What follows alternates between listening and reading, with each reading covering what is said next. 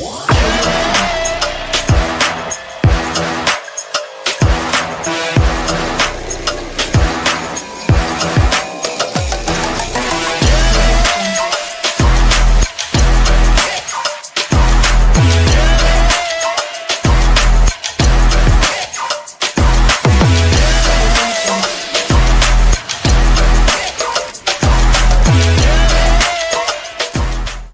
everybody, I hope everyone is still well.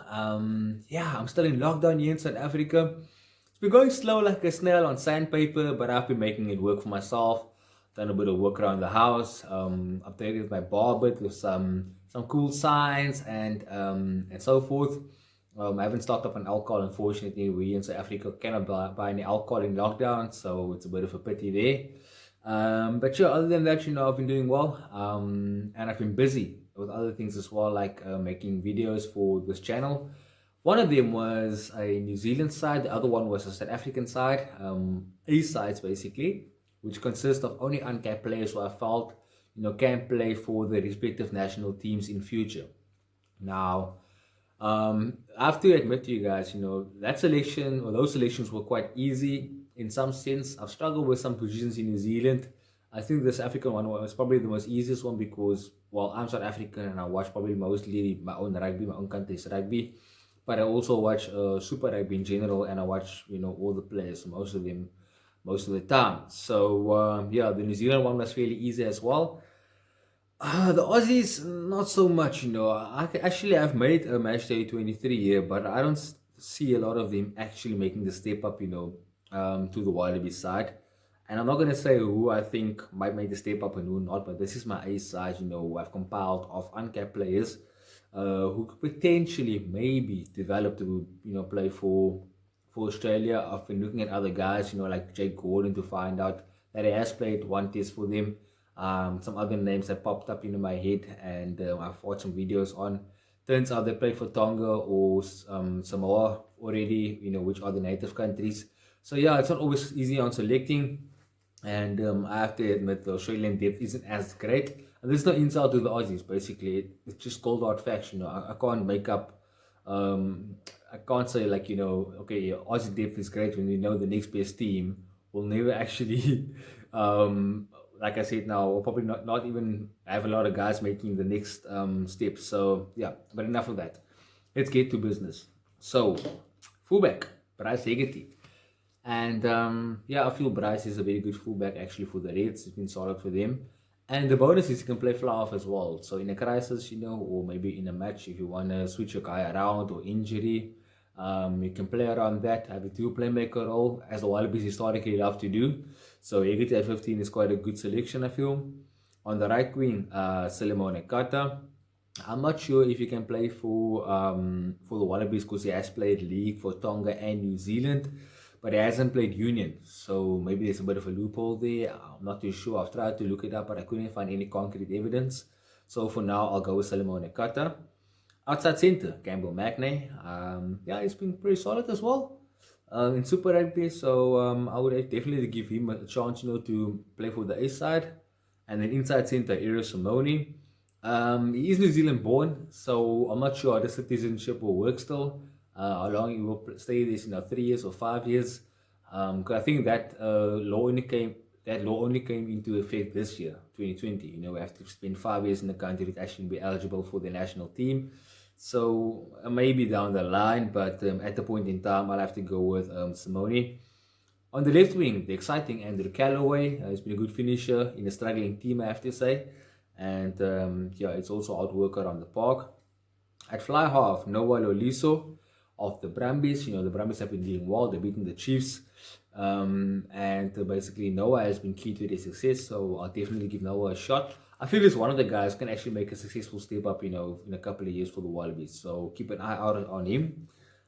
Scrum half, I had a bit of a head scratch here. I went with Tate McDermott of the Reds. The Reds also have been, I wouldn't say doing well because they've lost matches, but they came close and, they haven't played badly. It's just the result didn't go their way. It was like 4 points there, 3 points there. A try would have made a difference. They just couldn't finish opportunities. I think they were far ahead against the Jaguares and screw that one away. So, Yeah, it's not like the players are bad. It's just that they couldn't fit his matches. So take McDermott at number 9 for me. The loose trio was a bit of an issue. I had to look for players to complement each other, and basically, could make a step up possibly as well. So I went number 8, Harry Wilson.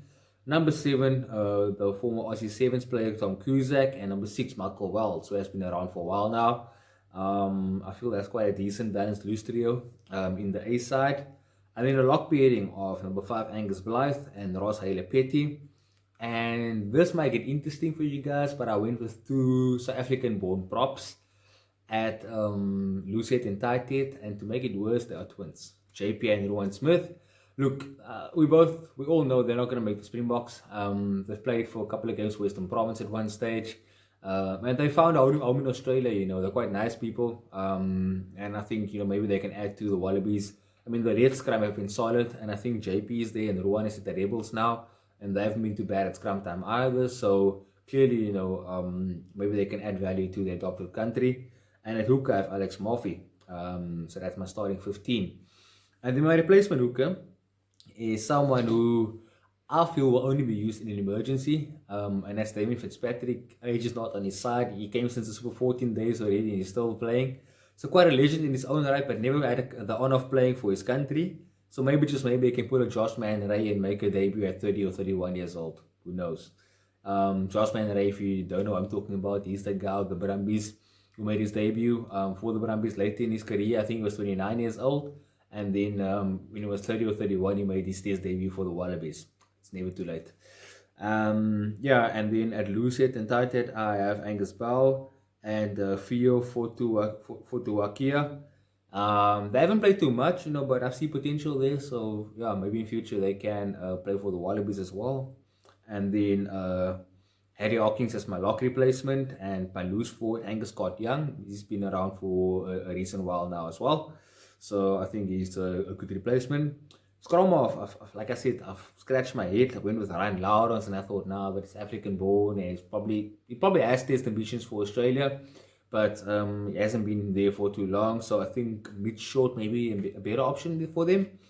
And then my replacement for life is Isaac Lucas. He's also been good for the Reds, and maybe he can make a step up in future as well. And Jock Campbell as my back 3 replacement. So yeah, that's my thoughts on the Aussies uncapped players and who I think might be selected.